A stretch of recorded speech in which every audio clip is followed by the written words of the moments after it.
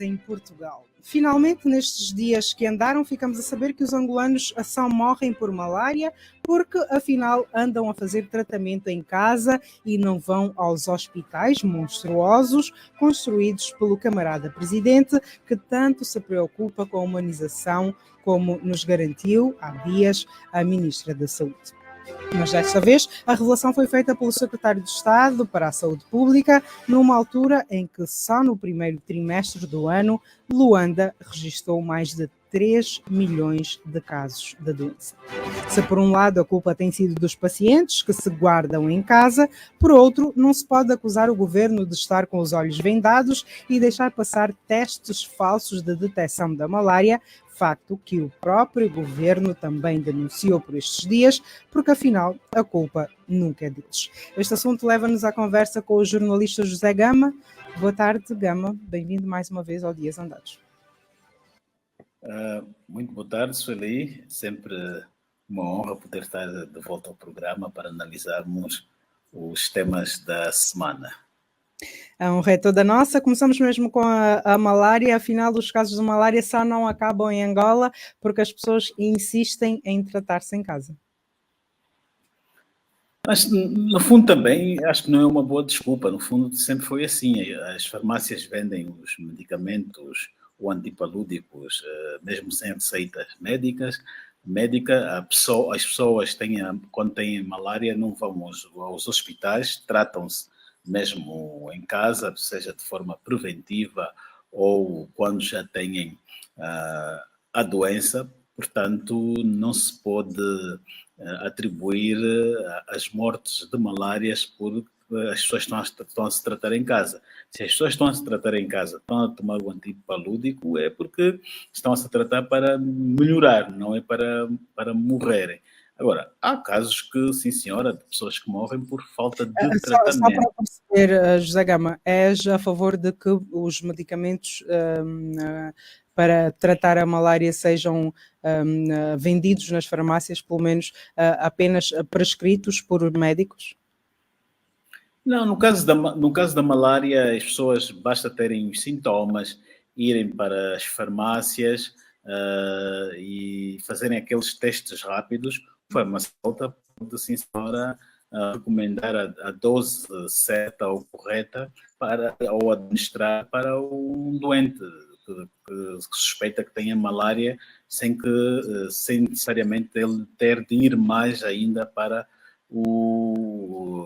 um hospital ou para uma clínica. É uma forma também de ajudarmos a combater a malária.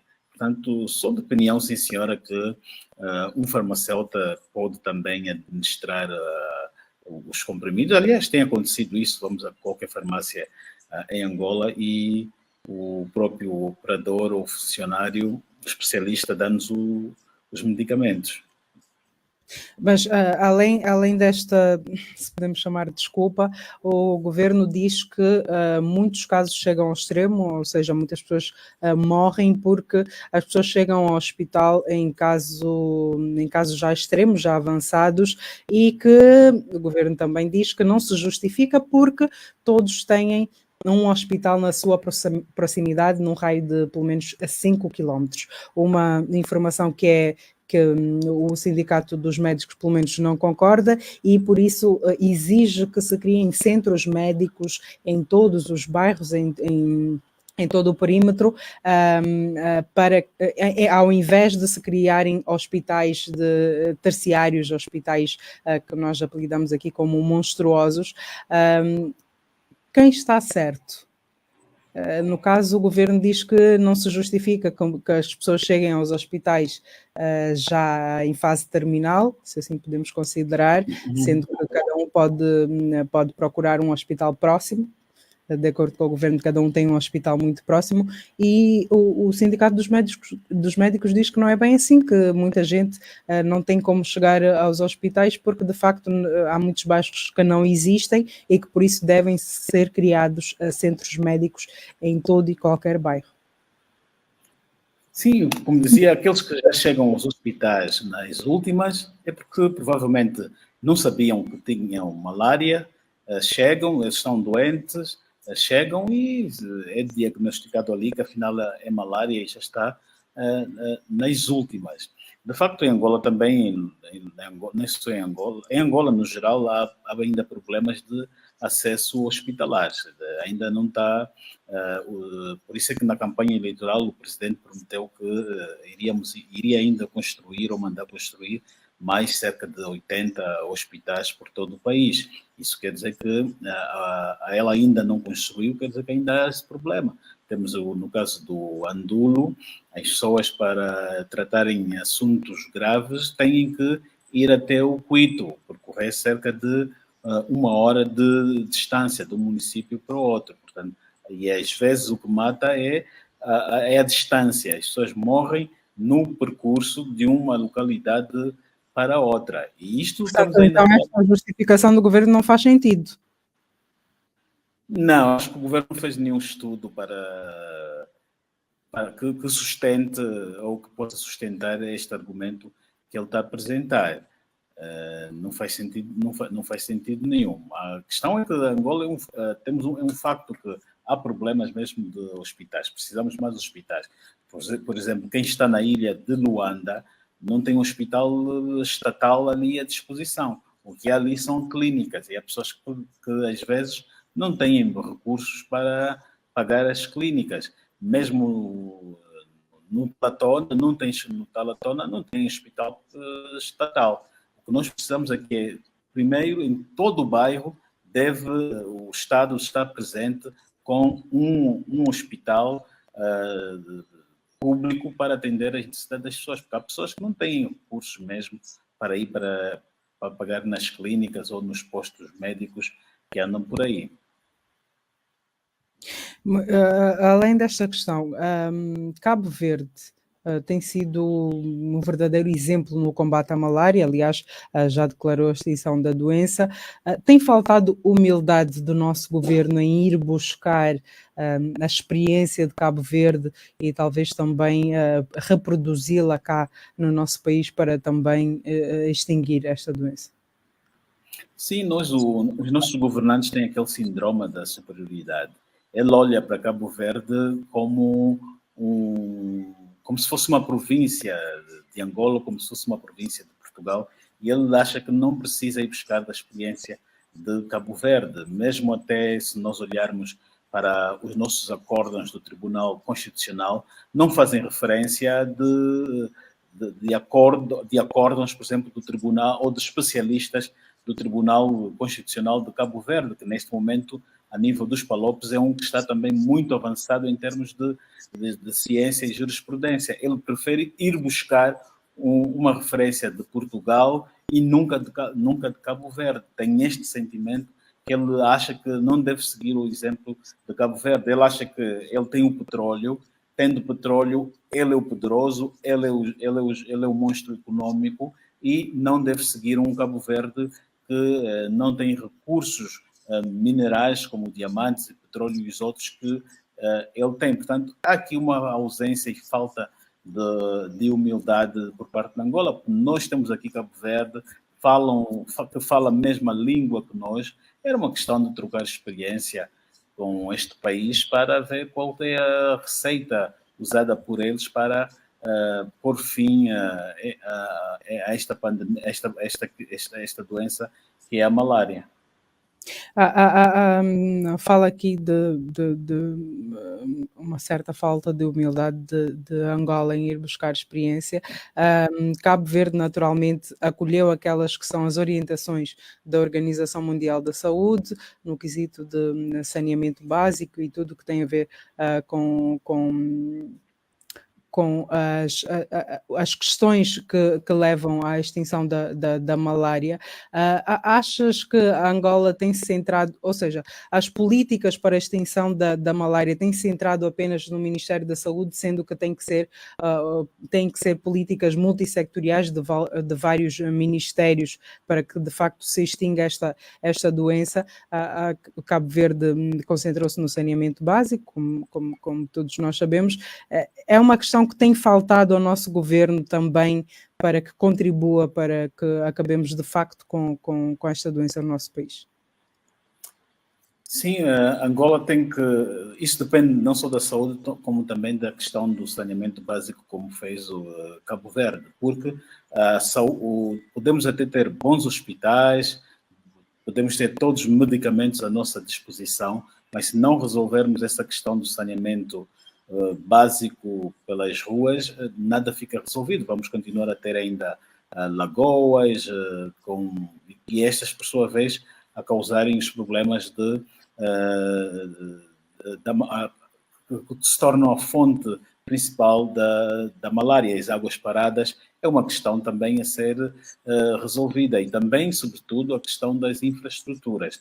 Nós precisamos de pôr fim aos lagos que ainda temos pelas ruas, arranjarmos as nossas estradas emburacadas, porque quando é época da chuva, elas formam as pequeninas lagoas que, por sua vez, originam os mosquitos que dão lugar à malária. Portanto, isto não é algo que envolve apenas o Ministério da Saúde, envolve várias estruturas e departamentos governamentais que devem estar envolvidos para estarem eles todos comprometidos nessa luta contra a malária.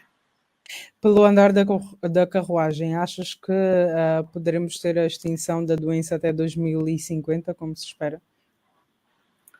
Até 2050 ainda é muito tempo, estamos em 2024, mais aí cerca de 26 anos, creio que pode, ou se calhar mesmo antes. Possível se continuar a ter nas políticas que têm sido gizadas até aqui? Sim, pronto. Tem que ter um governo também comprometido com isto, né? Com o bem-estar, com a saúde. O presidente João Lourenço há dias disse que cresceu em corredores de hospitais, que o pai foi enfermeiro. Ele, nesse aspecto, revela ter uma visão de facto mais avançada, sente-se que ele quer fazer alguma coisa no setor da saúde, mas agora precisa trazer aqui agora especialistas, envolver as universidades e pô-los a pensar qual deve ser a receita a usarmos semelhante à de Cabo Verde ou de outros países para extinguir a malária. A malária não pode ser extinta apenas por via hospitalar.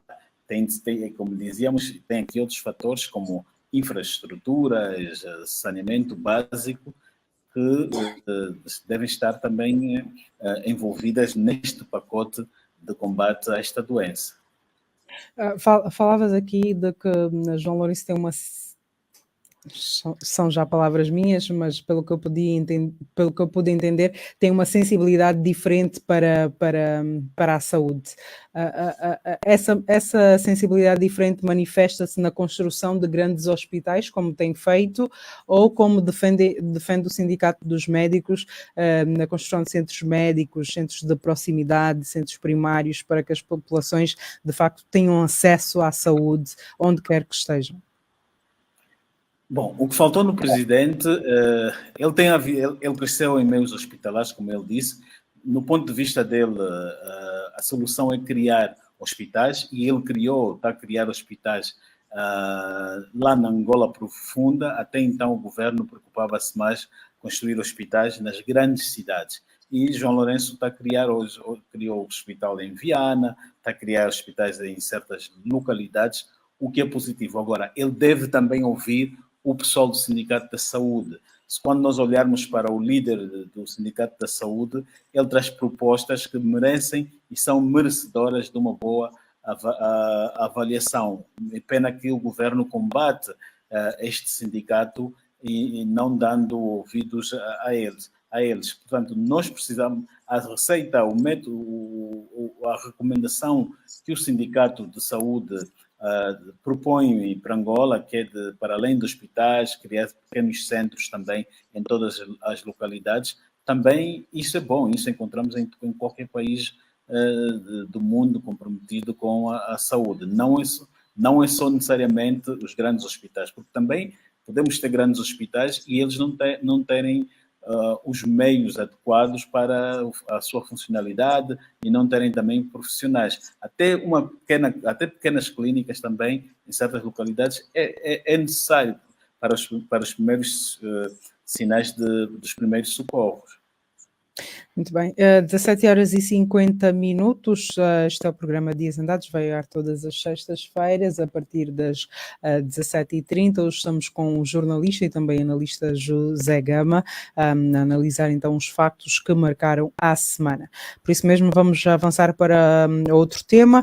Um estudo de várias organizações das Nações Unidas revela que pelo menos 1,5 milhão de pessoas vão enfrentar a crise alimentar aguda este ano em Angola, com maior predominância para o sul do país, que enfrenta sérios problemas. Eu pergunto a José Gama, os investimentos pelo menos nesta zona do país, não têm surtido efeitos? Não é que não tenha surtido efeito. Aconteceram fenómenos também naturais, como é o chamado evento do El Niño, que afetou uma boa parte do nosso globo, parte da América do Sul, e nós temos uma correspondência com a América do Sul em termos de clima, em termos de placas tectônicas e etc. E o que acontece é que este evento El Niño, o que ocorre entre 4 a 7 anos, ocorreu, né, na nossa parte sul do país em finais do ano passado e provocou uma seca, no país. E provocando a seca, isto comprometeu também a segurança alimentar, não houve, comprometeu a produtividade agrícola e foi necessariamente esta razão que pôs em causa aqui a segurança alimentar no país, comprometendo quase 4% da nossa população, que são os 1,5 milhões de pessoas que Na ficaram verdade, sem. Em 2003 foram 1,3, mas para 2024 espera-se que aumente ou seja, em 2023 foram 1,3, 4%, em 2024 espera-se 1,5 a 5% da população. Portanto, há medidas que podem ser efetivadas que tenham algum efeito imediato ou é algo que não tem como... Pois, esse relatório feito por esse consórcio de organizações faz aqui um alerta importante. Agora, o governo deve estudar este documento, tomar medidas de prevenção, porque estão a fazer ali um alerta, e tentar ver formas de combater a seca nas regiões onde poderemos ficar afetados. Há soluções, sim, senhora, porque quando há problemas, já não é a primeira vez que temos problemas de seca, e quando há problemas, procura ser uma solução, e uma delas é a irrigação. Temos casos como Dubai também, que não há problemas graves de seca, e eles também conseguem solucionar por via da irrigação. E nós podemos, sim, senhora, fazer isso. Temos o caso do Cunene, que em tempos, e o presidente tem estado a dar este exemplo do canal lá de água que foi construído. Penso que pode-se ver alternativas para resolver este problema, nem que for também com cisternas diárias para irrigarem lá as plantações, para que a nossa segurança alimentar não fique comprometida. Várias organizações internacionais, e não só a própria sociedade civil, principalmente no sul do país, têm defendido que se declare o estado de emergência para aquela posição do país. Achas que tem faltado esta coragem ao governo no sentido de não manchar a imagem política do país, ou de facto não há necessidade? Bom, o governo, quando se lhe fazem esta proposta, ele interpreta que está-se a passar um certificado de incompetência. O problema da seca, já se falou aqui várias vezes, que não é necessariamente culpa direta do governo. São fenómenos naturais que acontecem e que leva-nos a este quadro. Agora, o governo declarando ali um estado de emergência, era uma forma de chamar a atenção à comunidade internacional e também a própria Nações Unidas se envolverem neste problema e mobilizarem, quem sabe, apoios para acudir à seca no interior de Angola. Só com o estado de emergência que ele poderá, provavelmente, conseguir ainda mais apoios. Mas ele não faz isso. Penso que ele primeiro procura buscar as suas soluções internas, mas já se provoca.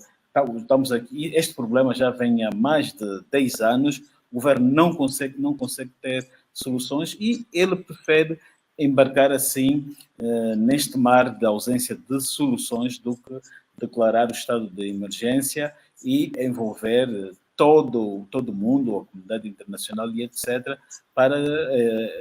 para juntos verem soluções e captarem apoios para a resolução da questão da seca no sul do país. O governo tem anunciado vários investimentos nesta região do país. Uma eventual declaração de estado de emergência e que depois culminaria com a intervenção de outros países, de organizações internacionais, de facto não daria um certo certificado de incompetência ao país? Não daria, mostraria até que é um governo simples, humilde, que precisa de apoios e abriu as portas ao mundo e aos seus vizinhos para serem merecedores deste apoio. Seria um ato até de coragem por parte do governo. Mais vale assim do Mas que achas ele que deixar... o governo não tem esta percepção? Não, o governo não vê desta forma. Ele vê que é um poderoso, que ele é que tem todas as soluções. Esta é a forma como ele se projeta e declarar o estado de emergência, ele vai sentir-se ou sente que estará a se minimizar. Então, temos certeza que ele não vai chegar até a este ponto. Neste caso, na tua visão, o governo prefere que as pessoas morram e que haja crianças subnutridas e tudo mais no sul do país, ao invés de pedir ajuda? Sim, já aconteceu isso, creio que a UNITA, em outubro do ano passado, ou finais do ano passado, fez essa proposta ao governo e o governo não aceitou. Não aceitando, isto quer dizer que ele prefere que as pessoas morram ali do que fazer isto e que depois vai ser louros para o seu principal adversário político. Então, ele vai preferir ficar assim como está do que estender as mãos à comunidade internacional por via da declaração de emergência nesta zona. Ele já deu sinais que não vai fazer. 17 horas e 58 minutos, passamos para outro tema também esta semana. Esta semana foi de divulgação de relatórios. A Amnistia Internacional revelou a falta de mudanças significativas na situação dos direitos humanos. Denunciou repressões de manifestações, excesso da força policial. Consideras que esta é uma questão que o governo, para a qual o governo não olha, que não se preocupa, a questão dos direitos humanos? O governo... ele não vê os direitos humanos como uma prioridade, porque os direitos humanos, ou a proteção dos direitos humanos, colide com as suas políticas de manutenção do poder. A manutenção do poder, no ponto de vista do governo, é disciplinar o povo, e disciplinar é com prisões. E se nós prestamos aqui atenção, nos últimos anos, o governo está a investir muito em leis contra o cidadão. Leis que criminalizam certos atos que o cidadão vai fazer. Ele agora está a criminalizar a questão da distribuição dos bens públicos. Quando nós olhamos para esta lei, o destinatário final, quem são? São os revus, os manifestantes, que o governo os acusa de destruírem os bens públicos quando vão fazer as suas manifestações. Embora que nunca tivemos aqui ninguém, nenhum manifestante, ninguém mesmo a ir destruir bens públicos. Tivemos apenas alguém a subir na estátua do presidente Agostinho Neto, que está no Largo 1º de Maio. Isto acontece em qualquer parte do mundo, quando há contestação, estão reunidos numa praça, há pessoas que podem subir na estátua, não quer dizer que queiram estragar. Então, como o governo que tem aquela lei que é de penalizar quem insulta, aquilo que ele considera que insulta o presidente, ele agora traz mais um outro pacote, que é esta da destruição dos bens públicos. Tem outro pacote que é das leis contra as ONGs. Todas estas leis vão contra os direitos humanos. Ele aprovou, tem em manga uma lei sobre crimes de segurança do Estado, que ele diz que é para melhorar ainda mais o sistema de segurança no país. Portanto, indo para a questão, o governo está interessado na questão dos direitos humanos? Não. Ele está a aprovar leis que atentam ainda mais contra a segurança e contra os direitos e liberdades do cidadão angolano. Portanto, respeitar os direitos humanos vai ao desencontro da agenda do governo de manutenção do poder. Portanto, daí que os resultados destes relatórios esta semana saíram cerca de 3, saiu do relatório do Departamento de Estado, a Amnistia Internacional, a Human Rights Watch, e todas elas na mesma tonalidade, todas elas a indicarem que não houve avanço em matérias de direitos humanos em Angola. E nós temos aqui em Angola ainda presos políticos.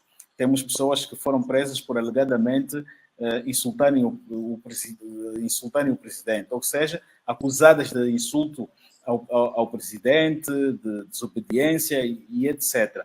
Portanto, a situação dos direitos humanos em Angola continua estagnada, sem que o governo faça algo para melhorar.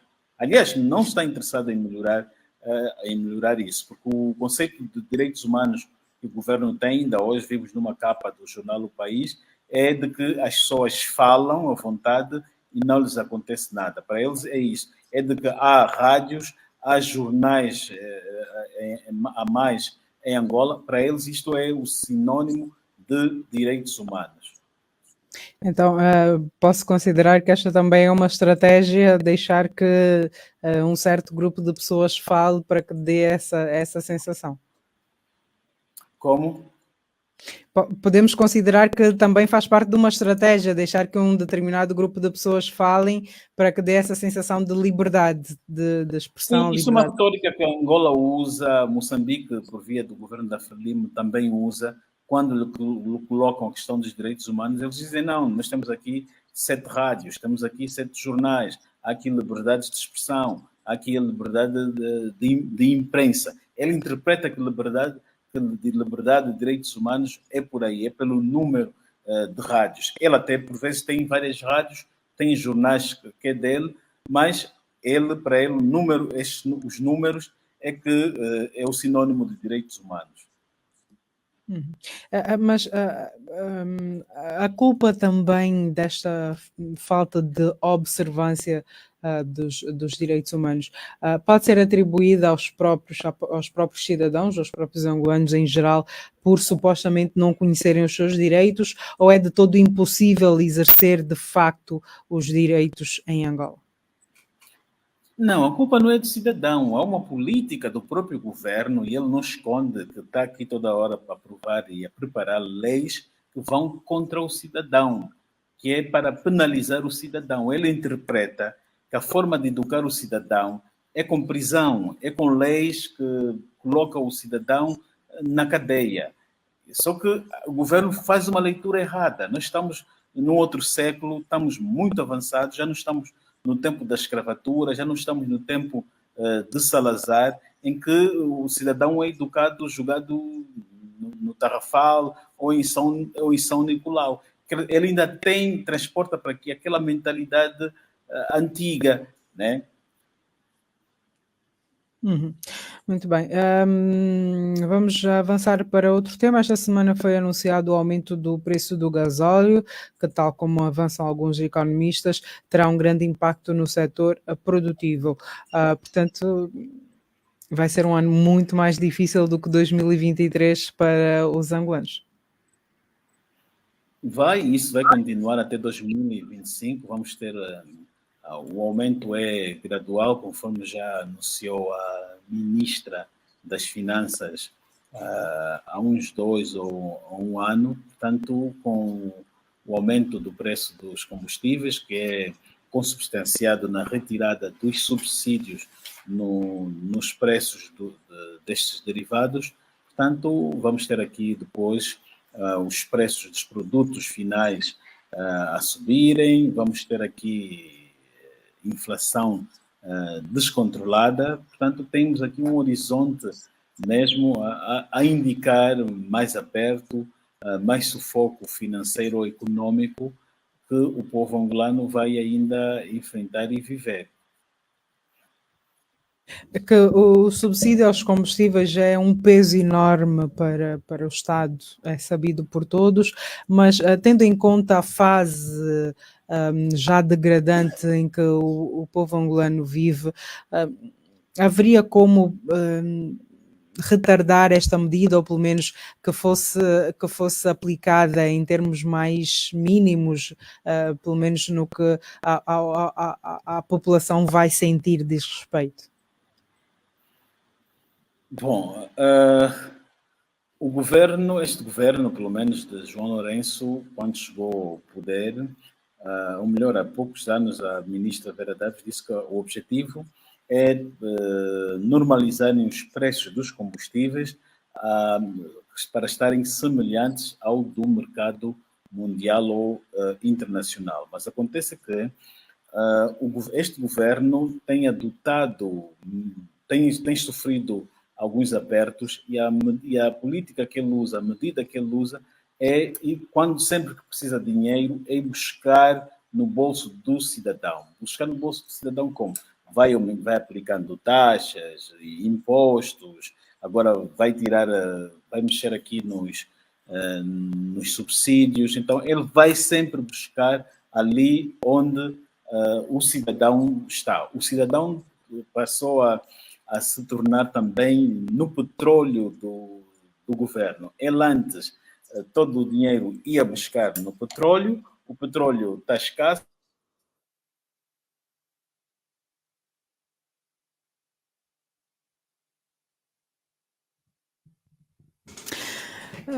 Nós estamos aqui a registrar algum problema na comunicação. José Gama, consegues ouvir-nos? A internet aqui a registrar problemas, é aqui o problema dos programas em direto e principalmente feitos por via da internet, mas parece que já temos, José Gama. Deixamos de ouvir-te por alguns segundos. Não, sim, ok. Eu ia dizendo que a diferença que o governo faz é que quando ele está apertado, vai buscar o dinheiro no bolso do cidadão por via de impostos, aplicação de taxas, e agora ele tem a meta que é até 2025 vai buscar dinheiros aqui, retirando, aliás, a subvenção dos combustíveis. Portanto, o cidadão, como eu dizia, tornou-se, que passou a ser o petróleo do governo. Antigamente precisava de algo, o governo ia buscar tudo no setor petrolífero, é onde ele tinha mina. Agora, o petrolífero está comprometido com a China, né, o nosso petróleo, então ele agora vai buscar no bolso do cidadão. Por isso é que dizia, o cidadão tornou-se agora o petróleo do governo.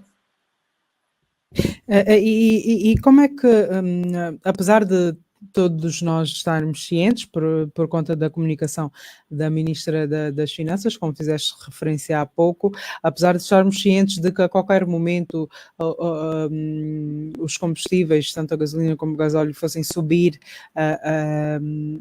Como é que olhas para a comunicação do governo, sendo que, tal como aconteceu na gasolina, aconteceu agora no gasóleo, a comunicação saiu num dia à noite para entrar em efetividade no dia seguinte, sendo que provavelmente muitas pessoas não tiveram acesso à informação. Como é que olhas para esta comunicação do governo?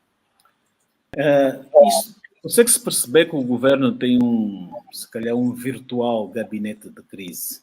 E este gabinete de crise está a gerir a subida do preço dos combustíveis também com marketing. Ele não avisa de forma assim antecipada. Ele vem, ele vai subir amanhã, ele chega hoje e anuncia logo que vai subir. Não dá tempo, nem dá espaço de debate antes de tomar a decisão. Não dá espaço para que ele possa receber contribuições. Ele pensa hoje e dia seguinte anuncia logo. E isto põe as pessoas muito irritadas. O que deveria se fazer é 3 meses, 2 meses antes de algum aumento, o governo poderia já se comunicar e avisar que, olha, vou aumentar os preços daqui a 2 meses ou 3 meses. E aí o cidadão fica preparado, já sabe como organizar as suas contas e etc. Não acontece isso. Portanto, nós estamos a ser alvos aqui também de um erro de comunicação institucional do governo. Aliás, só para recordar, há tempos o governo teve uma reunião com a Associação de Taxistas que garantiu que a subida dos combustíveis, não especificou se seria o gasóleo ou a gasolina, pelo menos não estava agendada para tão próximo. A Ministra das Finanças também nos Estados Unidos disse que, de facto, vai-se continuar com a retirada dos subsídios aos combustíveis, mas também não deu qualquer sinal de que seria tão próximo assim. Sim, para além deste problema de má comunicação ou péssima comunicação, ainda há esse problema de terem discursos desencontrados. Para além desse caso que a Sueli também aqui enumera, há um outro. No mês passado, ao início deste mês, a ministra do MAPES, Teresa Dias, dizia que não iria mexer na questão do aumento dos salários, porque aquilo dependia da dinâmica da economia do país. Mas, há pouco tempo, há uma semana, por sexta-feira passada, o Presidente da República, numa reunião do Comitê Central, anunciou um acréscimo de 30 mil kwanzas para algumas profissões especializadas, como médicos, como professores e etc. Então, se a ministra já tinha dito que era quase impossível, que não se podia ou que não iriam alterar, porque aquilo dependia do mercado, como é que uma semana depois vem o presidente a fazer um anúncio de mais de um acréscimo, embora que era um acréscimo de 30 mil kwanzas, é insignificante, mas seja como for, é sempre um acréscimo. E via-se aqui também que cada um fala também o que quer. Mas isto de alguma forma demonstra que o governo não sabe o que está a fazer. Saber ele sabe. O problema é de comunicação interna. Às vezes há pessoas que tomam a iniciativa, se calhar no caso da ministra Teresa Dias, não quis se comprometer, recebeu uma orientação antes e ficou naquela linha que não vai subir. Né? Não vai Também pode-se dar o caso de que não soubesse de facto. Tenha sido uma decisão unilateral do Presidente da República. Também podia se dar esse caso que ela também não soubesse, mas a questão é que, aliás, o que estamos aqui a analisar é esta desconexão nos discursos e a falta também de coerência também e acasalamento deles. E vemos que a única oportunidade que o Presidente tem de conversar com os seus ministros é só mesmo ali a base, naquela mesa do Conselho de Ministros. Aquilo é muito rápido. Ele chega, está de pé, senta-se, passa os papéis, vão revisando, mas ele não tem contacto direto com os seus ministros, não os recebe um a um para analisarem certas questões. O Presidente recebe, pelo menos, relatórios ou a partir de outras fontes, das fontes de segurança e por aí fora, mas como os ministros não. isto é uma prática já que vem desde o tempo de José Eduardo dos Santos. Então, em conclusão, começam a ter cada um diz o que quer, diz o que lhe passa na cabeça. O ministro diz uma coisa, dia seguinte o presidente lhe desautoriza, diz outra coisa, dando um ar daqui de falta de unidade ou de união ou de concertação no interior do sistema. 18 horas e 15 minutos, ouvinte essencial, estamos já no programa Dias Andados, já referente ao dia 26 de abril de 2024, portanto, a última edição do mês. Estamos a analisar os temas que marcaram a semana, aqui neste programa, que tem como ideal isso mesmo, analisar os temas que decorrem durante a semana. Hoje é nosso convidado o jornalista e também analista José Gama. Vamos já passar para o último tema do dia. Celebrou-se ontem o 25 de Abril, fim da ditadura em Portugal, que marcou o fim da ditadura em Portugal. João Lourenço esteve presente. Antes de mais, creio que tenhas ouvido o discurso do Presidente da República. Que análise fazes do discurso de João Lourenço?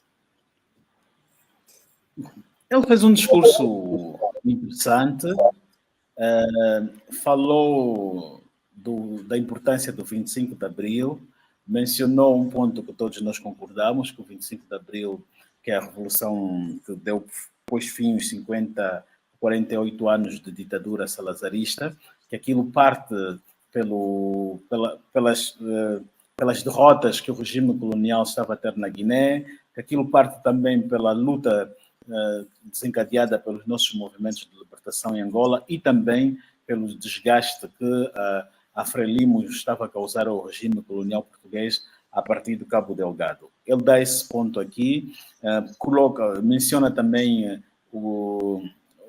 questão do Cuito Conaval, que foi para além do...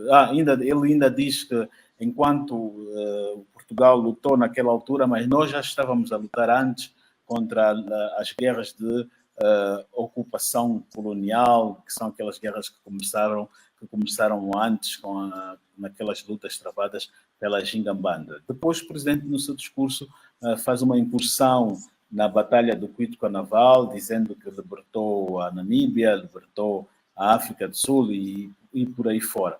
E depois, no contexto internacional, ele fala aqui menciona a questão da agressão da Rússia contra a Ucrânia, que ele acha que também merece uma solução. Fala daqui do caso de Israel, condena os ataques que têm acontecido na faixa de Gaza, fala do ataque que aconteceu em 7 de outubro do ano passado em Israel, em que Israel exerceu uma força desproporcional, fala do direito da Palestina de se constituir um Estado conforme normas já estabelecidas pelas Nações Unidas. Aqui ele falou muito bem, mas agora a questão fora do discurso, é que o Presidente da República foi para Portugal para celebrar o 25 de Abril. O que é o 25 de Abril? O 25 de Abril foi nada menos que a realização de um golpe de Estado em Portugal. Um golpe de Estado que libertou Portugal, libertou também as colónias. Temos aqui um João Lourenço que é o campeão da paz, campeão da reconciliação ou da paz, e que tem estado a pregar contra os golpes de Estado. E aqui vimos ele aí celebrar um golpe de Estado que aconteceu há 50 anos em Portugal. E ele tem pânico, o seu regime tem pânico e horror pelos golpes de Estado. Sempre que os miúdos em Angola vão se manifestar contra as repressões e etc., ele reage como se o país fosse enfrentar um golpe de Estado. Põe a tropa na rua, usa violência contra os cidadãos, faz tudo contra o cidadão. E vimos ele aqui a enaltecer os capitães de Abril, recebeu o Vasco Lourenço, que foi um dos líderes do movimento, que é o líder da Associação 25 de Abril, e a falar numa assembleia sobre as liberdades que o povo português conquistou. Aquilo que ele, presidente, foi... As circunstâncias não justificavam? Ou João Lourenço devia manter o seu posicionamento? Mas a questão é que ele está aqui a pontuar um povo que estava sobre uma ditadura, tinha as suas liberdades limitadas, os seus direitos limitados e que conseguiu se libertar. O que ele estava ali a... Uma comparação ao que vivemos no dia de hoje, também vivemos numa ditadura. O que o português conquistou há 50 anos é o que o presidente João Lourenço está aqui a fazer ao contrário. Aquilo que Salazar fez em Portugal é o que o presidente João Lourenço está a fazer agora com os angolanos. Está a aprovar leis que limitam o exercício de liberdade dos angolanos. Está a aprovar leis que prendem o próprio cidadão. Ele está a aprovar leis e criar normas que sufocam o seu próprio cidadão. Quer dizer, está aqui uma situação de contradição. Ele vai para um parlamento falar de liberdade e no seu parlamento, no mesmo dia, estão lá os deputados da nação a protestarem contra os assassinatos, contra violações dos direitos humanos a acontecerem em Angola. Né? Ele no seu parlamento ele lá está a falar de liberdade e no seu parlamento estão a lhe cobrar de liberdades e direito à vida. Há esta contradição que nós encontramos aqui. O presidente João Lourenço aí falar de liberdade. Acreditas que o João Lourenço levaria um discurso diferente? Como? Havia essa possibilidade de João Lourenço levar um discurso diferente do que ele levou? O que se quer do João Lourenço é que ele renuncie às práticas de limitação às liberdades do povo angolano, que ele promova a democracia no país. Mas isso ajudaria o próprio partido? Por vezes tem que se fazer esse sacrifício. Os capitães de Abril que ele esta semana foi celebrar, os portugueses tiveram que fazer esse sacrifício também. Até deixaram cair os partidos. Havia ali havia ali os partidos que existiam antes do 25 de Abril, foram todos eles sacrificados. Se tiver que sacrificar o MPLA em nome do país, o presidente também pode. Há países que fizeram isso. O regime do apartheid sacrificou o Partido Nacional para dar lugar à democracia e às liberdades cívicas no país. Um dia, se haver esta necessidade, se ele quiser também, pode pôr o MPLA de parte. A prioridade do presidente João Lourenço deve ser Angola e os angolanos e não necessariamente o MPLA. Daí a necessidade que temos defendido que no futuro Angola precisa de renovar e reformar a sua Constituição para passar a produzir um presidente apartidário. Embora ele possa vir de um partido ou de fontes partidárias, mas ele, quando está no exercício daquelas suas funções, ele tem que estar num ambiente apartidário e republicano. É isto que nós precisamos. Voltando um pouco mais no discurso, João Lourenço voltou, ainda que de forma polite, a criticar a ação da Rússia na Ucrânia, sendo que foi convidado para estar na Rússia no próximo ano. Como é que achas que vai ser esse encontro entre João Lourenço e Vladimir Putin? Bom, o presidente João Lourenço tem uma coerência no seu discurso com relação à Rússia. Até aqui, ele era um aliado da Rússia, Angola, o MPLA. Ele faz uma ruptura com a Rússia durante estes 2 anos e até aqui continua coerente a estar solidário com a Ucrânia, não, mas está a favor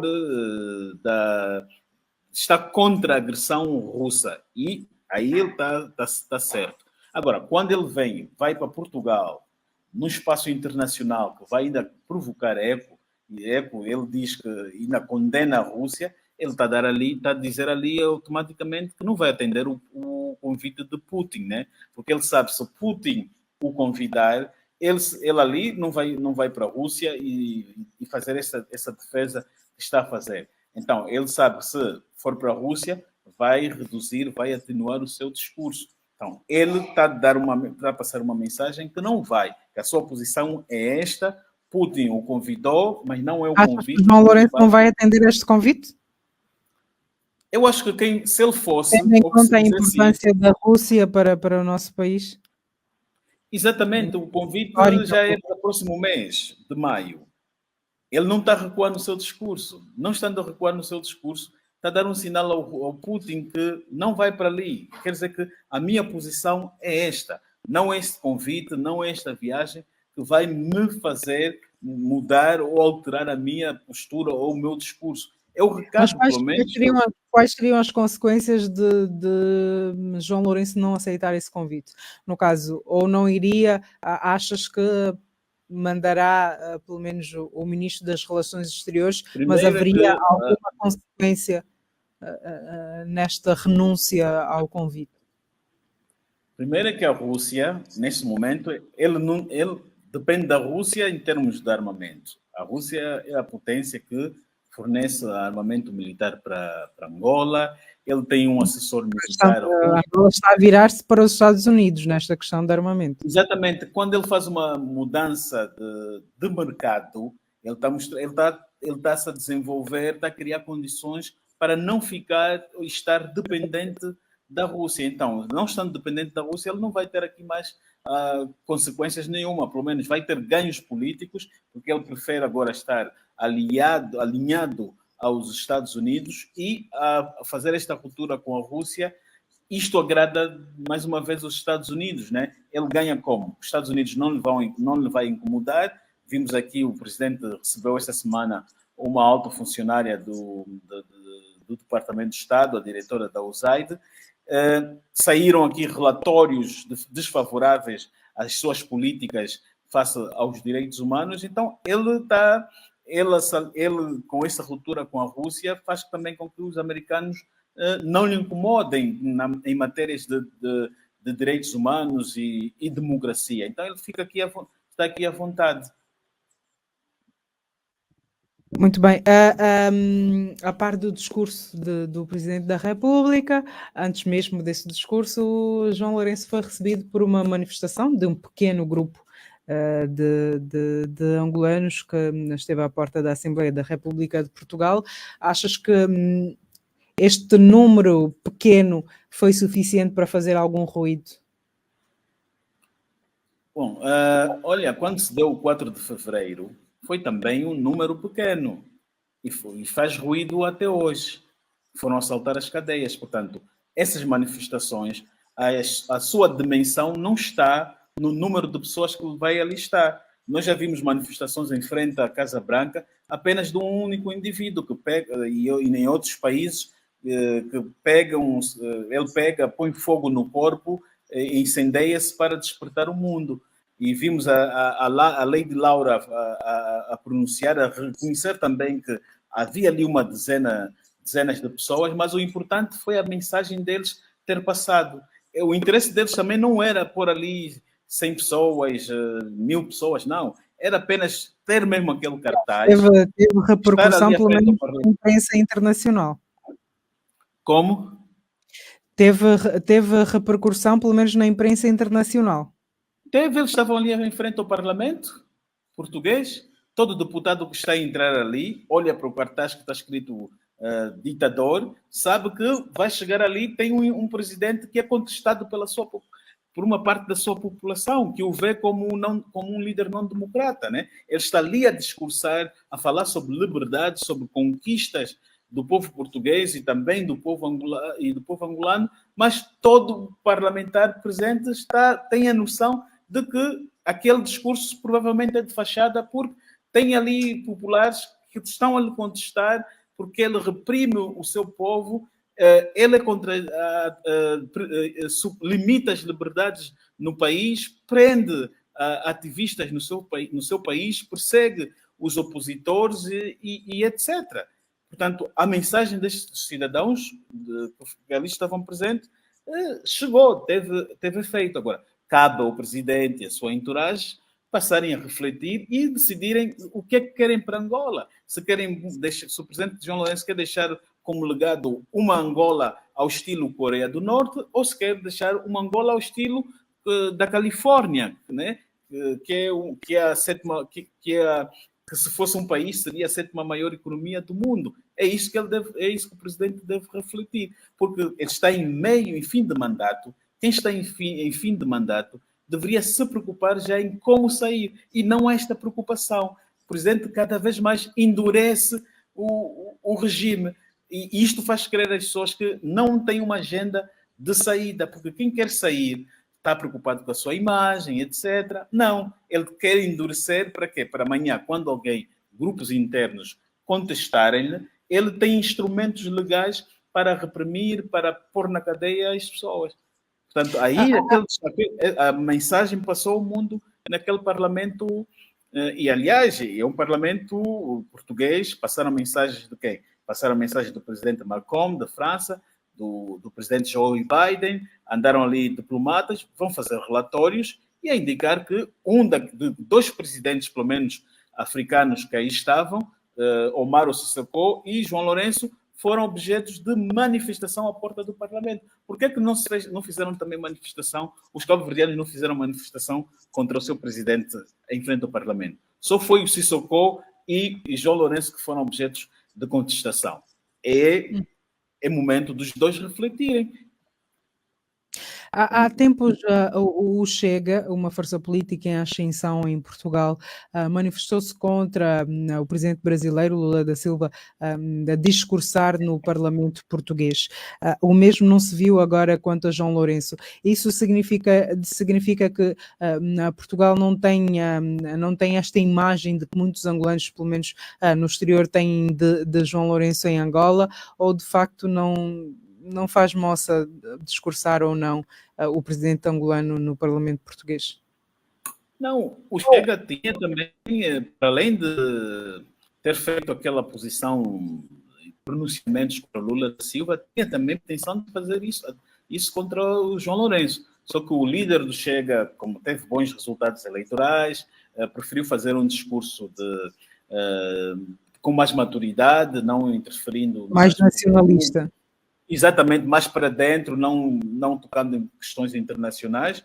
Fez um discurso, como ele próprio disse ali, sem papel, sem nada, enaltecendo o papel que foi feito no 25 de Abril. Eu acho que ele deixou os próprios angolanos contestarem o presidente João Lourenço, para não parecer que é ele que esteve a agitar ou que foi agitado pelos revus que estavam ali, embora que alguns daqueles revus estiveram antes, foram recebidos por parlamentares do Chega. Desta vez eles não fizeram de facto isto, mas deixaram mesmo aquilo com os angolanos ali, liderados pela Lady Laura e outros rapazes ativistas que estavam ali presentes. Para finalizar, já disseste que tiveram aí representantes de vários países, mas em termos gerais, com que imagem é que João Lourenço sai desta comemoração? Bom, é aquilo que dizíamos. Ele foi para ali falar num parlamento a falar de liberdades, mas ao mesmo tempo todo mundo está consciente que ele não promove a liberdade, ou melhor, limita as liberdades a seu povo.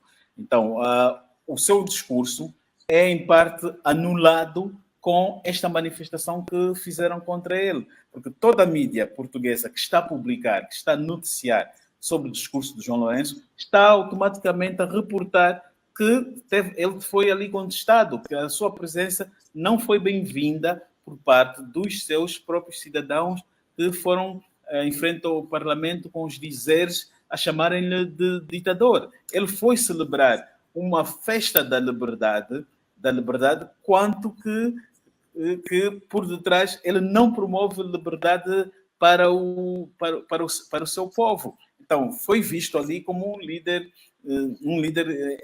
que está ali em contradições. Vimos aqui o discurso do Macron, que o Macron dizia que a liberdade, que o 25 de Abril também ajudou a despertar da Europa, trouxe liberdade também para todos.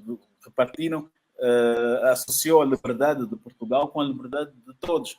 Tivemos ali o Biden também fez um discurso a dizer que ia enaltecer Portugal, foi um dos primeiros países também a reconhecer a liberdade dos Estados Unidos, e quando os promotores da liberdade dos Estados Unidos o declararam, este feito até celebraram com vinho da Madeira, de Portugal. Mas agora, e a imprensa reportou isso, coisas positivas. Agora, da Angola vão sempre estar a reportar esta mancha que o presidente provocou ali. Agora, o presidente, que ele podia ter feito agora é conversar com chamar estes ativistas que foram contestá-lo, ouvir as preocupações dele e depois ver como é que ele pode retificar. Mas não acredito que nenhum daqueles vai aceitar se reunir com João Lourenço. Mas João Lourenço teria essa predisposição quando no seu próprio país não o faz? Ela aí podia, porque tem uma agenda, há um movimento, um chamado movimento espontâneo ligado ao Gabinete de Ação Psicológica, que desde há 2 meses que está a fazer trabalhos em Portugal, que era para promover o encontro da comunidade com o presidente.